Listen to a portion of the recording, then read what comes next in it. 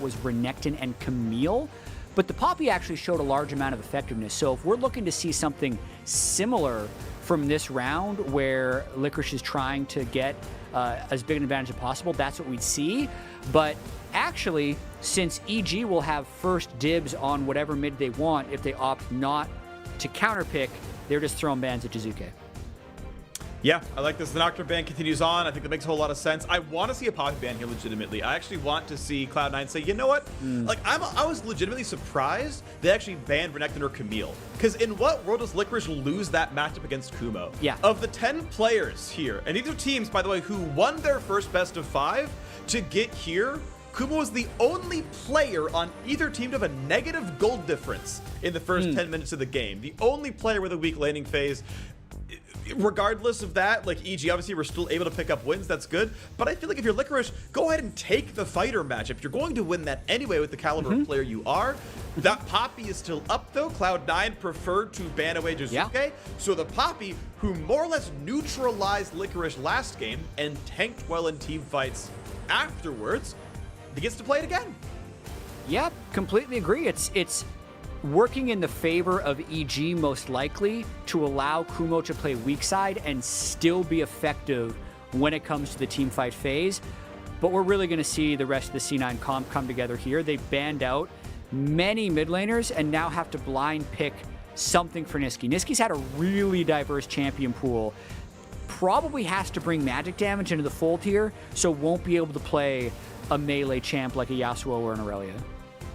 Yeah, seems like, I mean, unless you want a melee champ like Fizz or Diana, which again, I'm not expecting. Katarina, Rumble. This is the time. Yeah, Rumble, hey! He's gonna Rumble. You mentioned melee magic champions. Yeah, that's the one. And it's technically a flex pick too. If they really wanted to throw Rumble top and let the Aatrox go mid, depending on what Jizuke decides to match him with. So let's see. Another tweak to this draft of why the bans would have had to be a little bit different is this is the first draft where C9 hasn't had a true answer for EG's split push. Last game, they had an overwhelming amount of split push answers, which actually made them vulnerable in team fights.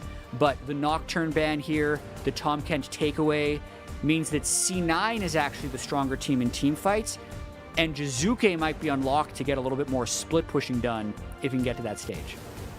Now, personally, I would like to see Cloud9 switch the locations of Licorice and Niski in this game. I think Rumble Poppy is pretty abusive overall. Yeah. I don't think Poppy has good ways into the matchup. It's just adaptive Helm. Everyone else on that team has a great time fighting her. I think also Aatrox can look pretty good into Echo. You can at least get away from the stun cages. So the players aren't going to swap champions. I think that's fine. Keep Licorice in the Aatrox. He's got more reps on it. But I would like to see those players swap lanes.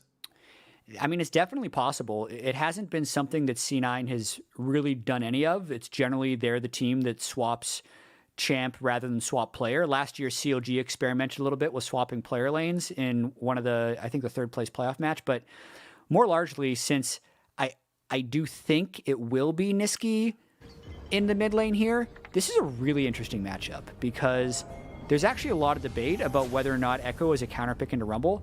We had this earlier on in the year when I think it was PoE played Rumble into Echo and smashed. Earlier on in the year, though, over in the LPL, Rookie had played Echo into Rumble and actually gotten multiple solo kills on him. So there's definitely some skill matchup there. Echo can, at some points, match the wave clear of Rumble, but more importantly, if you can get into mid-game with equal items, Echo starts winning the side lane. So that's what EG's doing. Again, it's going to be about whether or not that mid-jungle can stand up for EG in trying to set Niski behind. We have to see. Right away, we're going to have a pretty standard-looking early game. We have seen a lot of invades. A lot of invades in these early games. Usually late invades around, 128 in. You suddenly walk in and look for the play.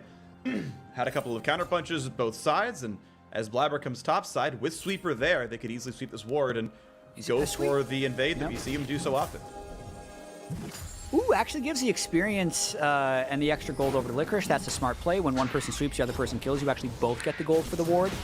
And let's see if Blabber can pull off something devastating on Svenskeren here, because Olaf is one of the strongest early game duelists in the game and also one of the fastest clears.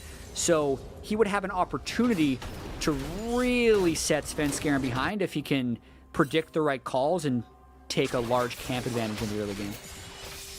I looked up, as you were mentioning mid lane matchups, I looked up one of the online stat aggregators for the expected Rumble versus Echo matchup, and its conclusion is Echo wins Rumble wins against Echo 1.3% less often than expected, which means that, you know, even after calculating all the win rates and how strong they tend to be in solo queue, Echo does have a 1.3% sort of additive win rate edge. Which makes you say, okay, at least in solo queue, which is not pro play, don't get me wrong, but in general, at home play, Echo is favored. Yeah, and early game, though, the Flame Spirit is pretty unmatched. So you can see Nisqy getting a lot of early game push, also knowing that his own jungler has swept out the red buff of the Gragas, so he's not worried about an early game Predator gank as of yet. But okay, yeah, I would agree that the Echo, at least in that sense, is kind of favored. But if you're thinking about what's the more common pro pick, it's definitely Rumble, so still fascinating to see what'll happen here. And as we go through the very early parts of the game, we're going to have a small, quick 2-camp lead for Olaf. This is expected in Olaf against pretty much any matchup in League of Legends. Olaf absolutely obliterates the early jungle and, of course, got to steal away some camps. I'm curious how much more efficient Blabber can be as the camps are respawning. There is not a level lead for the Olaf. They're both going to be 3 if they fight for the Scuttle. The Olaf's reasonably healthy, but so is the Gragas, and as Blabber drops the wards away, he's got the Scuttle on the correct side. Since Nisqy's shoved in mid, no one's here to stop that Scuttle play. Yeah, just tons of overwhelming Olaf power, but if Svenskeren can sneak in the right spot, he's trying to go faster than Blabber, but Blabber's here. Blabber's already here, 3v3. Decent damage, and Volk has to go back to grab his axe, though could not find the slow, but they found the pulse. Svenskeren has a flash afterwards. They're going to trade blows back and forth. Both teammates have very low champions, and now Kumo has to do the predictive flash. Didn't know if Licorice would follow through, and now fighting the mid side. A quick shield for Jizuke, but Nisqy can trade right back afterwards. Takes a turret shot, but shields it, and wins that first trade mid lane.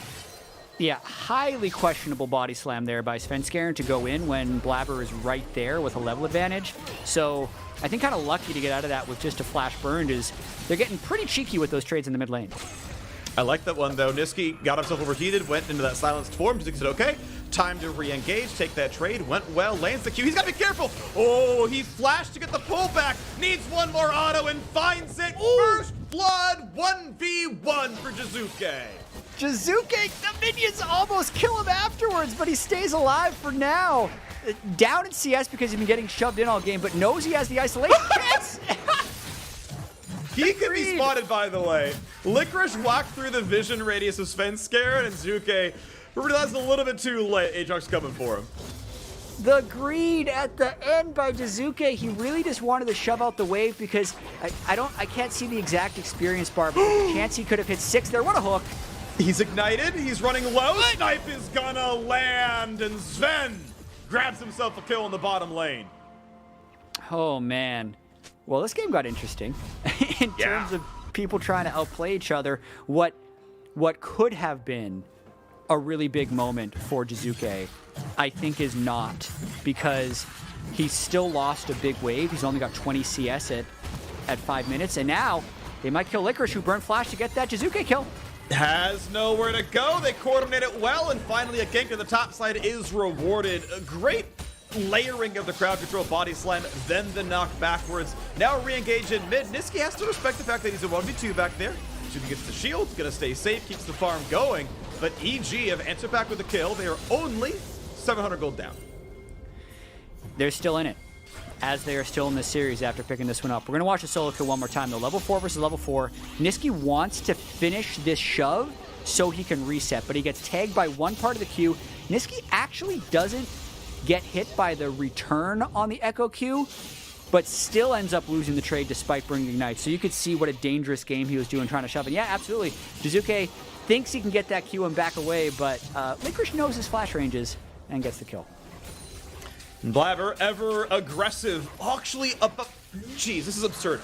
Doubling the camp count of the opposing jungler already, as Blabber has added the Drake to his repertoire. Level 5 versus level 5. A lot of XP, a lot of gold. More snipes down to the bottom side. Sven and Vulcan feel comfortable down here in this matchup with that kill. Sven has upped the boots of speed, which has got to feel nice. And they shove in that wave and walk around. Yeah, and the greatness of our observers to catch all these blitzcrank hooks makes it feel like Vulcan is landing everything down bottom.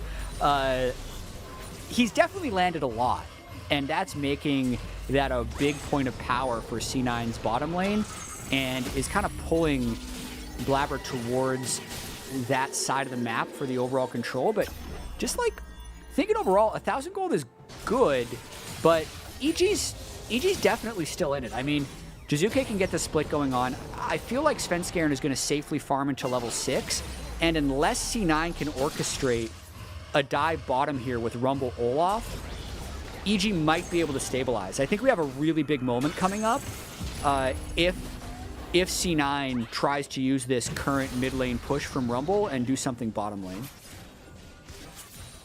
I guess they decide to happen right now. Yeah, I guess no big play being done right now. Waiting for the ultimates to come through, which should be very soon for the Cloud9 duo lane down here. Svenskeren and Licorice gonna trade blows. Of course, again, no flash get away. Gotta watch out for the rest of these knockups. Explosive Cask builds him some space, but Niski might come through looking for the equalizer, but they know he can body step back over the wall, so not gonna happen just yet. Jizuke re-engages, finds some damage on Niski as Licorice kites back, has already popped the ulti, and now back to the slow mode, gonna slowly make his way back over. Level 6 on both junglers despite the camp difference. Svenskeren able to walk away, pops the Scryer's Bloom, see what's going on. But that's still going to be the start. Nice pull by Vulcan. Shield comes down for Jizuke. Equalizer gonna miss entirely as he kites away from every single ultimate. Dances a couple of times, puts in the taunt, walks back in.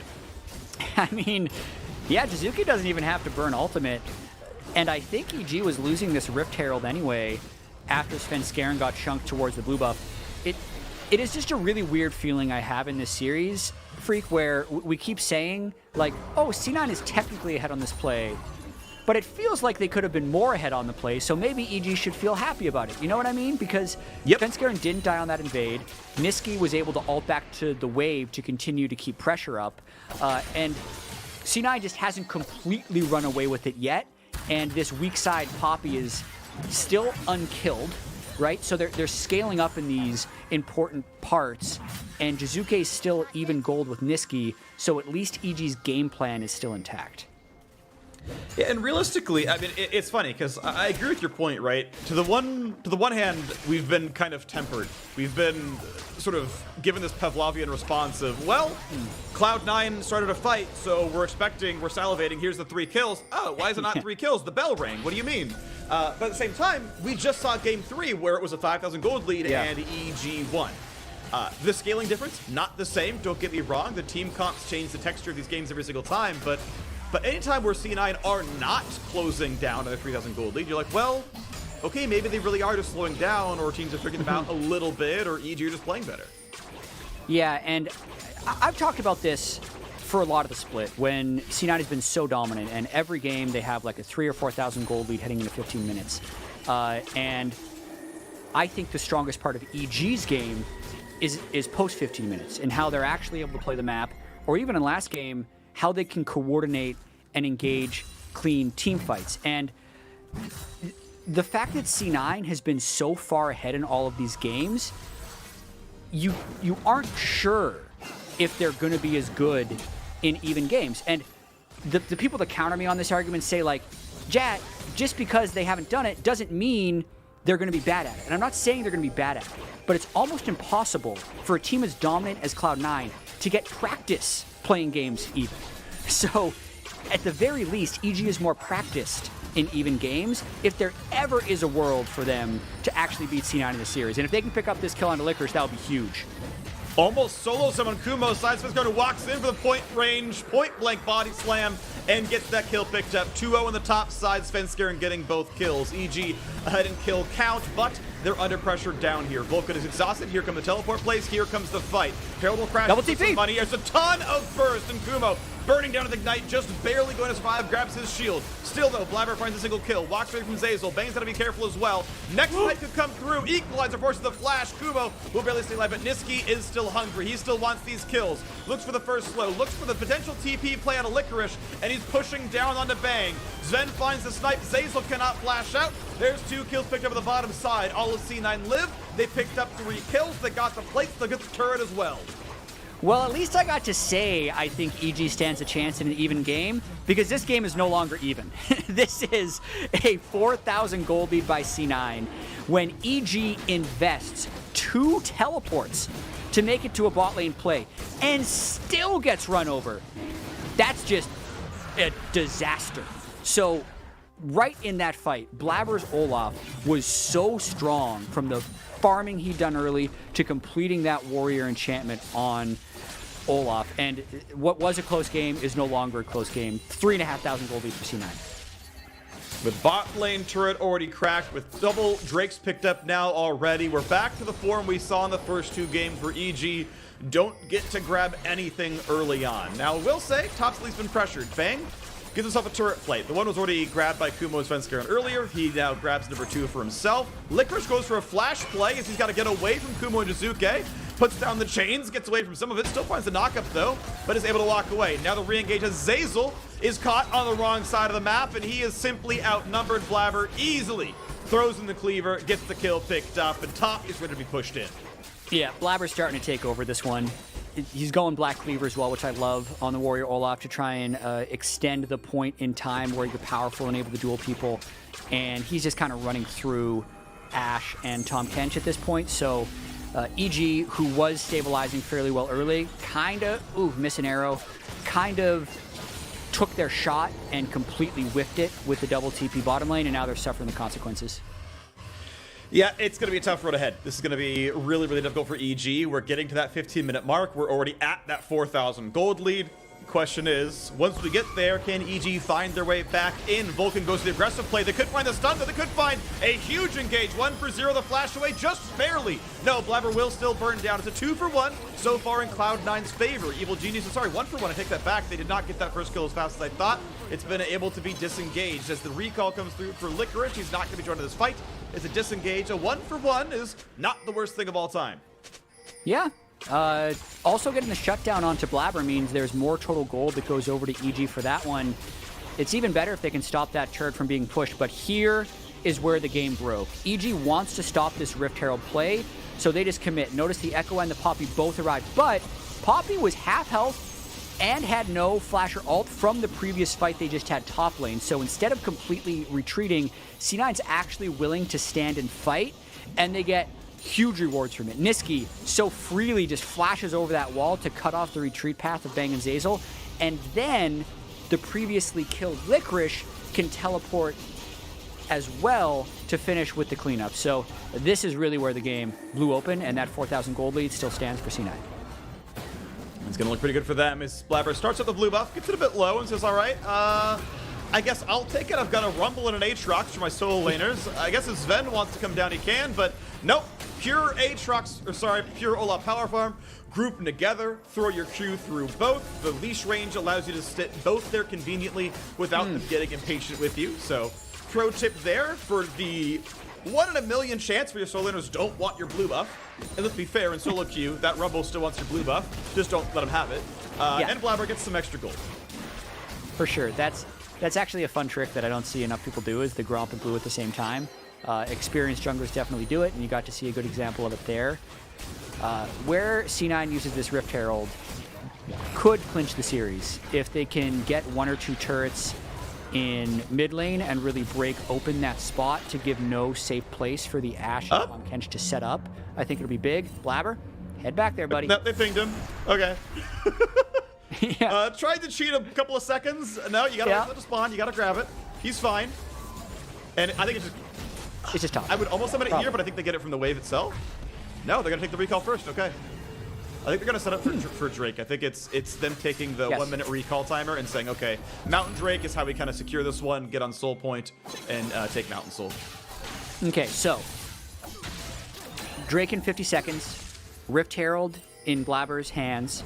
They probably push out mid, then drop it with about 15 seconds or so left on the Herald and move towards Drake. The way that EG is going to want to stop them is likely with some type of Ashe Arrow engage, because they don't have a flash onto Gragas. So if they can Ashe Arrow a critical target, there's no QSSs, there's no Tahm Kenches, and they would probably like to try and burst out either Niski or Sven. Save for that, I think they would lose a river fight against a Rumble, and they're probably going to lose this turret before the Drake goes down. All right, well, turret only needs to take a couple 100 points of damage before the charge does the rest of it. So there's the first couple of shots. Nice explosive cask. No. Gets the Herald back off of it and starts a bit of wave clear. Kumo and Licorice are fighting. Kumo very tanky. Licorice down to only 70%. That was a nice ulti. It does keep the turret alive, but it is a tool missing for the Drake fight. Yeah, EG decided to play it a different way. They are completely conceding the Drake and not going for a fight whatsoever, and they're just trying to get more gold on Jizuke. The Gragas ultimate has temporarily saved the turret. If they can actually keep the turret up long term, this is a fine trade because they're basically just buying themselves 5 more minutes and waiting until Jizuke can get to a point where he might be able to one-shot Sven's Varus, which is ultimately where EG thinks they have a chance to win the game. Yep, and I would say, as far as intrinsic value is concerned, with that top lane turret dying, both running away. Okay, and we got an engage in the mid lane. A pull again onto 2. How are you getting away from this one? There's no way out for Zeyzal. Bang's gonna try. Jizuke is running for dear life as well. Big snipe lands. Blabber chasing in. Flash away from Bang. Possible stun for Jizuke. Gets the shield at least. Here comes the equalizer without Bang having a way of rocking away. He's got to go the slow way around. Blabber tries for action number 2. Can't land that one either. Fans deep for Bang. He's gonna get away. It is just the one for 0 off of a great hook from Vulcan. Oh, grab the red buff on the way out. But yeah, good sidesteps from Bang, but a better hook from Vulcan at the start of the fight. And now that turret that EG kind of desperately tried to defend, they're actually not letting it go down. They're TPing in again with 2 people. Kumo and Bang are both coming in. Jizuke burns the ult to get his health bar back up. Here comes the re-engage. Here comes the play. Niski's got to watch out. He's body slammed in. A rampage for the MVP of Svenskeren, at least the former one. We'll see what it looks like this time around as Licorice now has to run away, and it is a 5v4 in EG's favor. The health bars are low. The tackle forward. Kumo is going to be the one to set it all up. A flash, tongue lash kill. Kumo's got one on the board. EG get a 2 for 0. Maybe they can push something down with that map control. Really slick finish by Kumo there. Heroic charging the Scuttle Crab to get into range to land a Q onto Blabber's ultless and at the time flashless Olaf. And EG's still a pretty low chance in this game, but they're not tilted. I got to commend them for staying in this game, trying yet another double TP play after the first one went so horribly wrong, and trying to make opportunities work for them. I mean, if this Drake comes up in 3 minutes and they're actually able to contest, they have an outside chance of pushing this one to a 5th game. And they've actually shrunk the gold lead temporarily to 3,500. So over the last 5 minutes, they've kept it relatively flat. Yes, they've bled that 3rd Drake buff, but they've been able to fight close to equal. Yeah, a bunch of damage goes to Jizuke, but he ults it away. And since one teleport went in fog, I don't think EG was actually, I don't think C9 was expecting all 5 people here for EG. And since they had lost their Rumble, they were down all their ultimates, the chase through at the end was relatively simple for EG. Anytime of gold lead flatlines, though, we saw what it looked like in game 3. Yes, the comps were different, but when the gold lead flatlined, EG got to mid-game and found better fights. They're at least finding equal fights. Of course, the problem is they're against Soul Point. In 2 minutes, Cloud9 has a chance at grabbing the 4th Mountain Drake, grabbing Mountain Soul, and giving everyone a pretty massive 300-ish, depends the champion, point shield to add to the health bar. That is worth a lot of gold. That is worth a lot of power. That, in a lot of cases, seals the game. EG gonna have people to fight for that one because before they've been giving that one up. Kumo and Licorice in a bit of a spat down here, but it's really just wave clear. Nice knockup, but honestly, Kumo gets to feel pretty comfortable. Yeah, Kumo's actually really strong right now. The 102 only down 30 CS to Licorice. The Poppy versus Aatrox is the answer I bet they wish they had earlier on in this series. There's a little bit of tension here from the side of C9. They have a flashless Rumble, who, if he gets Ash Arrowed, could just get instantly killed. Svenskeren's really strong right now, with Morel and Omicron done and Flash up. So that's a big hook. Oh, man. That's a stopwatch to buy 2 seconds. Astro's going to land on Blitzcrank, but they find the shutdown. Vulcan grabs it. Svenskeren's going to flash away. No cast for the disengage. Azuke might just want in, chooses not to. It's 5v4 on the map. That hook is giving Cloud9 a lot of control. Yeah, I mean, that's Blitzcrank for you. As I'm talking about all this setup, Zeyzal gets hooked again. That's the 6th death on Tahm Kench, and that also burned his stopwatch, so unable to save him here. Fun fact that a lot of people forget is the Blitzcrank ult breaks shields. So Tahm Kench is not tanky against Blitzcrank. If Vulcan just holds his ult for when Zeyzal activates his gray health, then he's dead. So that's one of the reasons they're bursting down this Tahm Kench so effortlessly.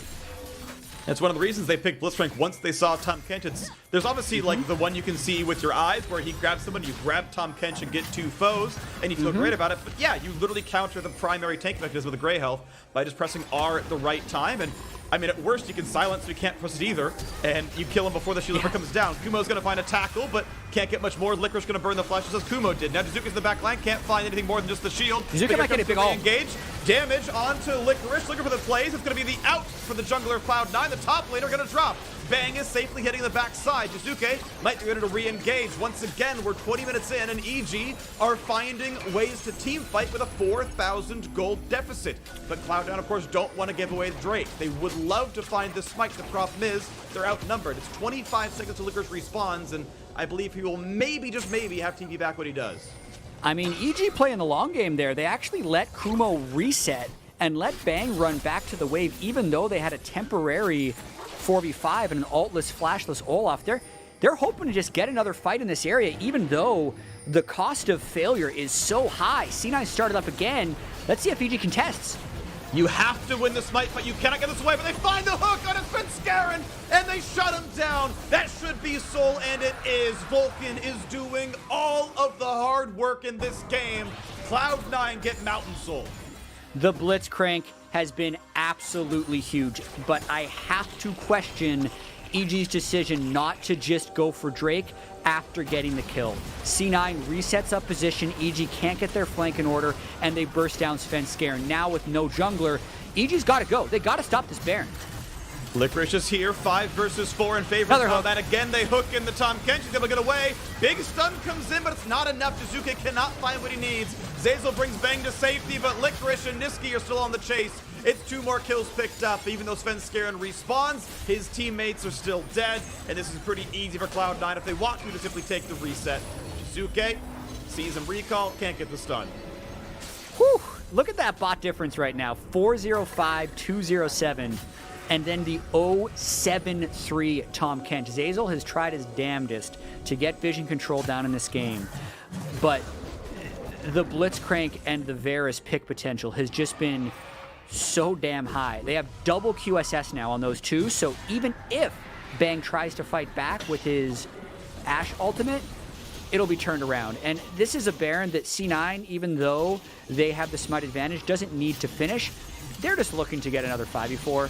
Another perfect heat-seeking hook almost onto Zeyzal from Vulcan right there. And just because they have 5 people, Bang's low on mana, Jizuke did everything he can, but it's just not enough. And finally, you know, C9 look poised to finish off this series.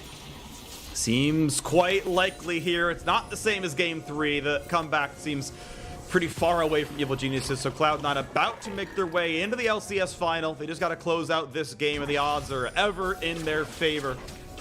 And now we get to see Cloud9 shove down the mid lane. They're going to say, okay, we tried the Baron dance a little while ago, got us 2 kills, but now it's back to regular old sieging. Baron's there if they want it, but for now, flash hook not going to land for Vulcan, but he tries as hard as he can. Zeyzal brings Bang to the back line to help clear the way for the inhibitors over attack. Licorice going to find Kumo, stunned up, interrupts the ult. He's going to put that in 30-second cooldown, and Kumo has to wait around for the next time he can cast that one. Regardless, mid lane's cleared away. Mid tier 2 drops. Cloud9 grow the gold lead to 6,000. And just like, think of the mental edge that having this Mountain Soul gives them.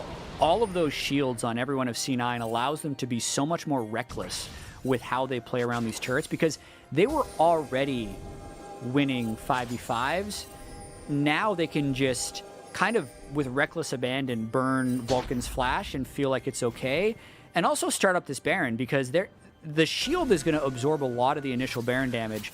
I'm expecting a Scryer's Bloom from Jizuke really soon, or a Hawkshot. If not, this is just going to be taken away by C9. Okay, there it is. They see it, but I don't know if they can make it in time. No one's even close to nearby. Licorice clears the mid lane. There's going to be a stun to him. They're going to go for the play. They're going to try to kill the Aatrox.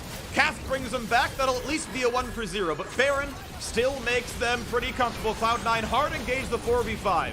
Nice Poppy ult sends one back. Go for the second kill towards Vulcan. They can't get him just yet. Blabber knocks down down Bang, takes down the bot lane by himself, 1 versus 2, pushes back to Zuke, stunned up, and oh my gosh, you're kidding, he can't even die. It's 2-for-1 victory there in that team fight. Cloud9, they lost Licorice, start the 4v5, get 2 for nothing. Blabber was truly an unstoppable force in that fight. He basically 1v3'd the backline as EG made a bit of a desperation play there. I actually don't completely hate it by going straight for Licorice. They know they can't make Baron in time, so they say, all right, let's get a kill, and then if C9 still tries to fight us, maybe we can win a 5v4. So right here, they kill Licorice. Jizuke's hoping to find a big ultimate. That's why he moves down and is waiting for C9 to come in, but he can't quite get the angle and ends up ulting nothing. Meanwhile, look at the right of your screen. Through the exhaust, the true damage of his E still comes through. Just blast Bang, and then he takes on another 3 people. Pushes them all away. Sven kills 1, and I believe a Triumph heal comes in at the very end to finish boosting up his health bar. So 8,000 gold, Baron in tow, Mountain Soul, C9. This might be their push to finals. Now the silver lining is, well, at least one of them doesn't have Baron buff, as Licorice died with it, but it's not really going to matter too much. Sven is going to take some alone time at the bottom tier 2 turret. That one's going to fall. Turret number 5 goes to Cloud9's way. Add more gold, add more map control. They're looking to now knock down a inhibitor turret. Top is the only really unpushed lane. Blabber, once again, is the side laner here. He's soloing in the mid lane, as Cloud9 stand 4 stronger on the right-hand side of the screen.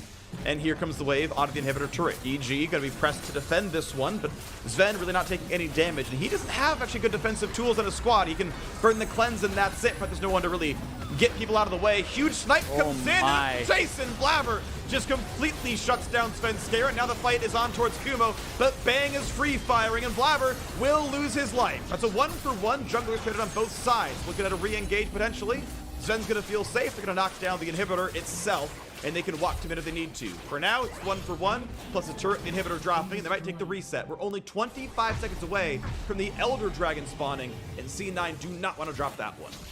Yeah, I think C9 playing this one pretty safe. Blabber was hoping to end the game there after Niski's equalizer basically did all of Svenskeren's health, and now I think C9 is really geared up for this Elder Dragon fight. Death Stance completed onto Olaf. He also has a stopwatch that's unused. Double QSS, double stopwatch on C9 as a whole makes them very prepared for this final fight. And EG would need to get kind of a godlike ultimate from Svenskeren to unposition C9 in order to have a good chance in this fight. They're rushing before Blabber can make it, though, and C9 is going to have to go. They're going to try the miracle play in a very, very brief 5v4. Can they make it happen? Blabber, you can see him on your screen running over to make this one happen. And this means C9 will fight full power. Going for the play into Zazel. Equalizer going to force Bang to flash away as Vulcan front line. Zuki tries for the play, can't get much done. Licorice still holding the front side. Zazel running low on health. Bang's going to drop to the flame spitter. Niski's already on the board of this one. It's a 5v4 chase down. Kumo burns the flash. The next slow will guarantee he dies. It's all right. My life for Ire. I'll drop. You can kill me, but maybe Svenskeren will live. He's waiting over the wings. Vulcan knows he's there. Can't find the hook, but can he find the steal? Has to jump over the wall. There is now no chance to take away the Elder Dragon. This will go Cloud9's way. They will now knock down Svenskeren as well. He's going to drop. That's the killing spree for Niski. Cloud9, 18-9. Elder Dragon buff on. They're ready to end the game. Yeah, you love the Elder Dragon animation to execute when people get low. Still long death timers, 10 on Bang, 30 on Sven, 20 on Kumo. C9, they're probably just going to walk these waves in and try and move the finals. This seems likely. There's almost no chance to defend this one anymore. The second inhibitor is going to drop, and Cloud9 have the wave. They have the numbers lead. They have the Elder Dragon buff. They have everything they need to close this one out. First turret's going to drop. At what point can EG defend 3v5? And that point is never. They're going to try with their fourth member as Kumo comes in. They're going to do their very best. They knock back one. They hope to find some kind of a team fight as Kumo frontlines. Equalizer over the top is going to find Bang, spit back out. The rest of the squad respawns. They've got all 5, and they're going to try. It's going to be valiant, but it's not going to be enough. 3 quick kills picked up. Cloud9 going to complete the best of 5. They're going to take down the Nexus and secure that ticket into finals. C9, 3-1. A lot of us were expecting a sweep.